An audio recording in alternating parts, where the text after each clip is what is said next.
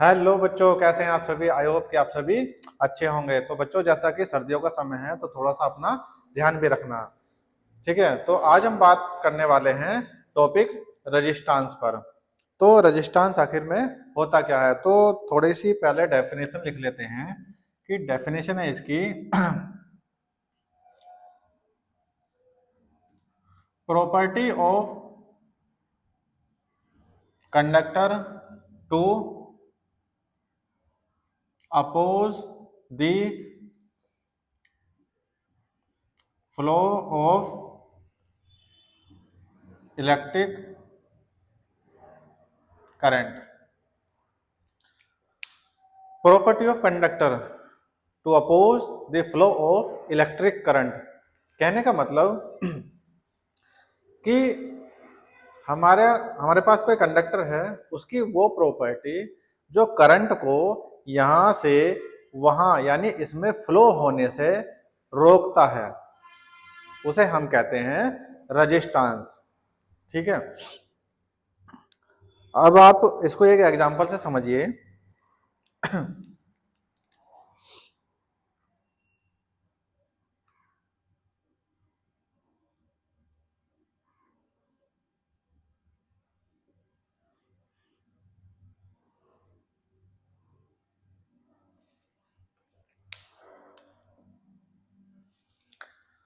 बच्चों, आप यहां पर हैं, ये आपके घर की जो गली है, आप ये वो है, आपका ये घर है। अब आपको इस घर के अंदर जाना है अपनी गली में से निकलते हुए। अब चूंकि गली खाली है या फिर एक दो आदमी खड़े हैं तो उससे कोई फर्क नहीं पड़ेगा, क्योंकि आप आसानी से अपने घर में एंटर कर जाओगे। लेकिन जो आपकी गली में घर बने हुए हैं, उन घरों के सभी लोग अगर बाहर आकर खड़े हो जाएं, गली में भीड़ इकट्ठा हो जाए, तो आपको बड़ी परेशानी होगी। कहेंगे अरे भीड़ कैसे है, मैं कैसे इस घर के अंदर जाऊं। तो आप क्या करोगे, लोगों को हटाओगे। अरे हटो भाई, अरे हटो भाई, मुझे घर के अंदर जाने दो, मुझे क्यों यहाँ रोका हुआ है। ठीक है, तो वो लोग क्या है बच्चों, रजिस्टांस। ठीक है, दूसरा एग्जाम्पल, आप जा रहे हैं सड़क पे और आगे जाके आपको मिलता है एक छोटा सा जाम। आप जाना तो चाहते हैं लेकिन आपको जगह नहीं मिल रही जाने की। तो वो जो जाम लगा हुआ है, इधर उधर गाड़ी मोटरसाइकिल घोड़ा गाड़ी बैल वगैरह जो खड़े हुए हैं, तो वो क्या, वो उस समय किसका काम कर रहे हैं, रजिस्टांस का। ठीक है बच्चों, जैसे आप कहीं बाहर जाना चाहते हैं, तो आपके पिताजी कहेंगे नहीं बाहर नहीं जाना, तो पिताजी क्या हुए, रजिस्टांस। लेकिन कह मत देना बच्चों, वरना पता चला कि मेरी भी पिटाई करेंगे। ठीक है, तो जो करंट को फ्लो होने से रोकता है उसे हम क्या कहते हैं, रजिस्टेंस। ठीक है बच्चों, तो ऐसे हमारे साथ कुछ कंडक्टर के साथ होता है। हमारे पास कोई एक कंडक्टर है, तो बच्चों हम ये जानते हैं अगर मैं इस कंडक्टर को बैटरी के टर्मिनल से जोड़ दूं, ठीक, ये नेगेटिव है ये पॉजिटिव है, इसको हम कहेंगे हायर पोटेंशियल, इसको कहेंगे हम लोअर पोटेंशियल।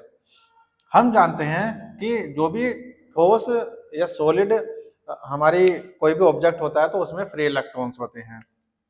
ठीक है, अब मान के चलिए ये मेरे ये जो हमारा कंडक्टर है, ये छोटे छोटे पार्टिकल से मिलकर बना हुआ है। ठीक है, और बच्चों 100% कुछ नहीं होता आज के जमाने में। ठीक है, 100% कुछ नहीं होता,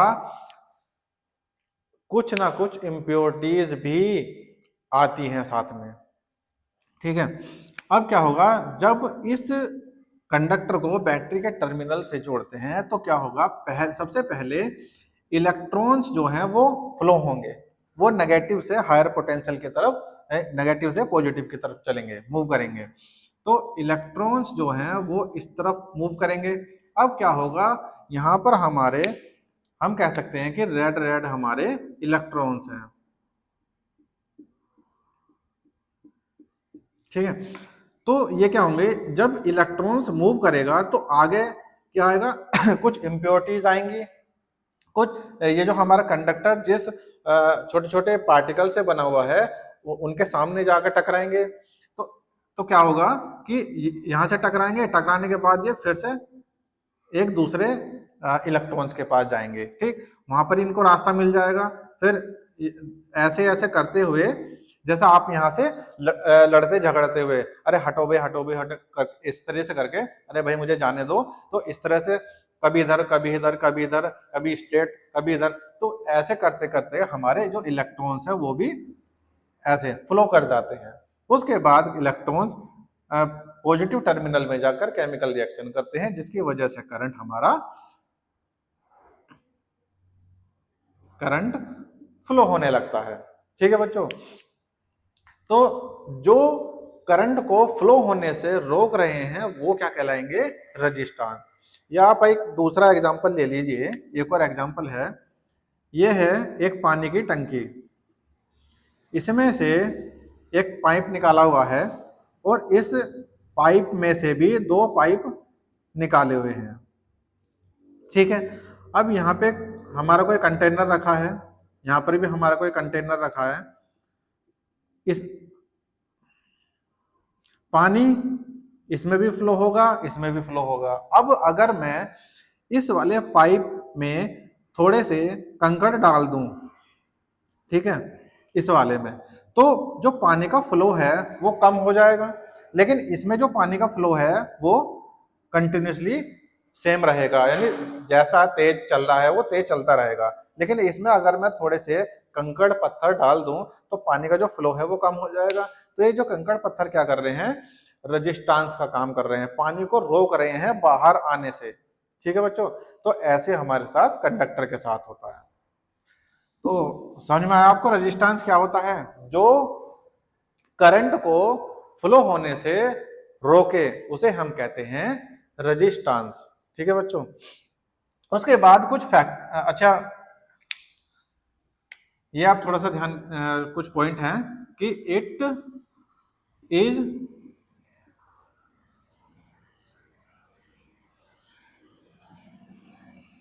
डिनोटेड बाय कैपिटल आर। ठीक है बच्चों, आर से डिनोट करते हैं, इसका सिंबल क्या होता है, ये, ठीक है, इसको अभी आप ऐसे ही लिख दो। तो डिनोटेड किससे करते हैं, आर से। सिंबल क्या होता है इसका, ये। अगर मैं बात करूं एसआई यूनिट की, तो एसआई यूनिट होती है इसकी ओम। ठीक है, इसको सही से बना लीजिए ऐसे। तो एसआई यूनिट क्या हुई इसकी, ओम, OHM। ठीक है बच्चों, तो ये चीजें ध्यान रखना, क्योंकि जो वाइवा होता है या इंटरव्यू होता है, इलेक्ट्रिशियन वाले जो बच्चे होते हैं उनसे अधिकतर ये पूछ लिया जाता है। ठीक है, और रजिस्टेंस तो अपने आप में टॉपिक बहुत अच्छा है जो इंटरव्यू में आपके काम आएगा। उसके बाद बात हम करते हैं कि कुछ फैक्टर्स होते हैं, फैक्टर्स ऑन विच रजिस्टेंस किसके, conductor, factors on which resistance of conductor depends. ठीक है बच्चों, क्या क्या फैक्टर होते हैं जो कंडक्टर के रेजिस्टेंस पर डिपेंड करते हैं। तो सबसे पहला है लेंथ, लेंथ। ठीक है, अब आप एक बार बताइए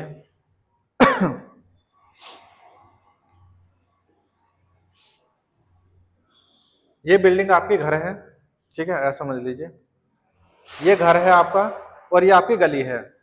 अब आप यहाँ पर हैं, आपको अपनी गली से घर जाना है, ठीक, लेकिन अगर ये गली खाली हुई तो आप इजीली चले जाओगे, अगर गली में भीड़ इकट्ठी हुई तो आप परेशान हो जाओगे। ठीक है, परेशानी थोड़ी सी होगी, लेकिन अगर मैं इस गली को डबल कर दूं तो आपको और ज्यादा परेशानी होगी। कि अरे यार इतनी लंबी भीड़, मैं घर कैसे निकलूंगा, परेशानी होगी। तो जितनी ज्यादा कंडक्टर की लंबाई होगी उतनी ज्यादा आपको परेशानी होगी, मतलब उतना ज्यादा रेजिस्टेंस होगा। समझ में आया? और अगर इस ये जो आपकी फर्स्ट टाइम गली थी आपको, अगर मैं इसको छोटी कर दूं और भीड़ जब भी भीड़ जो है तब भी है, तो आप क्या करोगे, अरे चल थोड़ी सी छोटी सी गली है, चलो निकल जाएंगे। तो लंबाई, कंडक्टर की जो लंबाई है उसके बढ़ने से रजिस्टेंस भी बढ़ता है, और कंडक्टर की लंबाई कम होने से रजिस्टेंस की जो वैल्यू है वो भी कम होती है। समझ में आया? तो कहने का मतलब हुआ कि जो रजिस्टेंस है वो डायरेक्टली प्रोपोर्शनल है किसके, लंबाई के, यानी लेंथ के। दूसरी चीज एरिया। एरिया बच्चों ये वाला, ये क्रॉस सेक्शनल एरिया, ठीक है, ये सामने दिखाई दे रहा है, ये वाला एरिया, ये जो डाया है ये वाला एरिया। अब मैं आपसे कहूं कि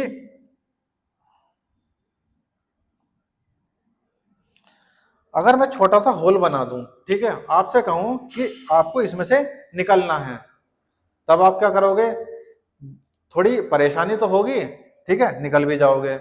लेकिन अगर मैं, अच्छा मैं अभी पहले इसी की बात कर रहा हूं, अगर छोटा एरिया है उसमें से मैं कहूं कि आप निकलो, तो आप निकल जाओगे लेकिन परेशानी होगी, है। छोटा एरिया, छोटा एरिया और जो प्रॉब्लम है वो ज्यादा, ठीक है।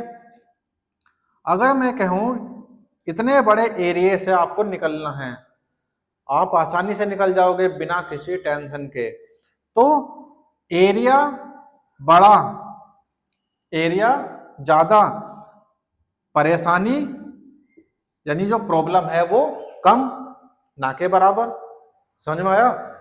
एरिया जब कम है तो प्रॉब्लम ज्यादा है, एरिया जब बड़ा हो गया तो प्रॉब्लम कम हो गई। तो कहने का मतलब हुआ कि उल्टा हो रहा है, ठीक है। तो यहां पर हम कह सकते हैं कि जो रजिस्टेंस है वो इनवर्सली प्रोपोर्शनल होगा किसके, एरिया के, ठीक है, क्योंकि यहां पर उल्टा हो रहा है। उसके बाद बात करते हैं हम मटेरियल पे।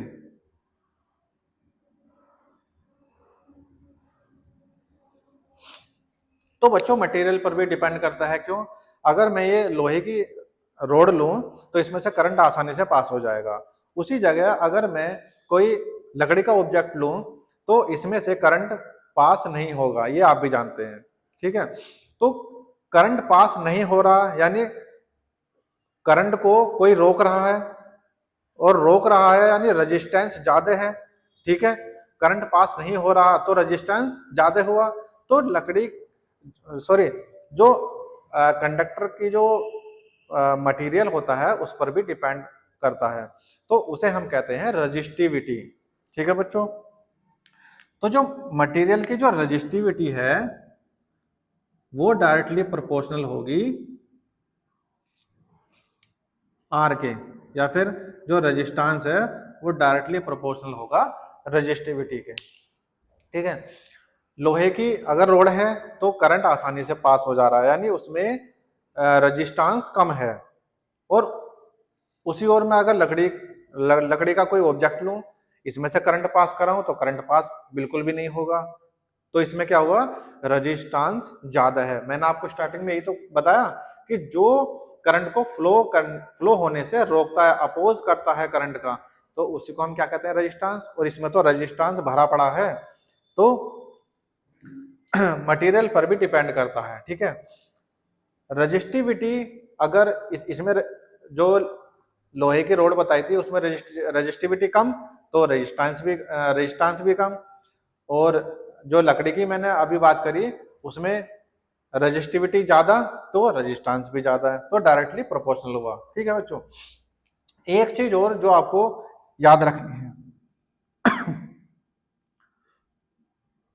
टेम्परेचर। टेम्परेचर के बढ़ने से रजिस्टेंस की वैल्यू भी बढ़ती है, ये चीज आप ध्यान रखना। ठीक है बच्चों, पूछ लेता है। अब हमारे पास तीन फैक्टर आए। अब तीनों फैक्टरों को अगर मैं एक साथ लिख दूं तो क्या होगा बच्चों? आर रो के डायरेक्टली प्रोपोर्शनल, एल के प्रोपोर्शनल और वन अपॉन ए के इनवर्सली प्रोपोर्शनल। ठीक है, तो R is equal to rho L by A, ये निकलता है हमारा रजिस्टेंस का formula. R is equal to rho L divided by A. ठीक है बच्चों, यूनिट मैंने आपको इसकी बताई थी पहले कि ओम होती है। उसके बाद एक लास्ट चीज है जो सबसे इंपॉर्टेंट है और आपके एग्जाम्पल्स, सॉरी, जो यूपी बोर्ड के जो एग्जाम हैं उसमें भी पूछ लेता है, और जो इंटरव्यू वगैरह हैं या आपके कहीं वाइवा हो रहे हैं तो उसमें भी आपसे पूछ लेता है। ठीक है, वो पूछता है कि आर की एसआई यूनिट तो पता चल गई हमें, लेकिन रो ये जो रजिस्टिविटी है इसकी एसआई यूनिट क्या होगी? तो बच्चों पहले इसका फॉर्मूला बनाना पड़ेगा। तो फॉर्मूला क्या होगा हमारा? Rho is equal to R A divided by L. भाई यहां से रो कैलकुलेट कर लिया, rho is equal to rho का फॉर्मूला बना लिया हमने। अब यहां पे लिख दीजिए आर यानी रेजिस्टेंस का, रेजिस्टेंस की जो एसआई यूनिट है वो क्या है? ओम, मल्टीप्लाई ए, जो लेंथ है वो हम किस में मेजर करेंगे? मीटर में। तो एरिया हमारा किस में हुआ? मीटर स्क्वायर में। लेंथ मीटर में, मीटर से मीटर कैंसिल, 1 मीटर। तो रो इज इक्वल टू क्या हुआ? ओम मीटर।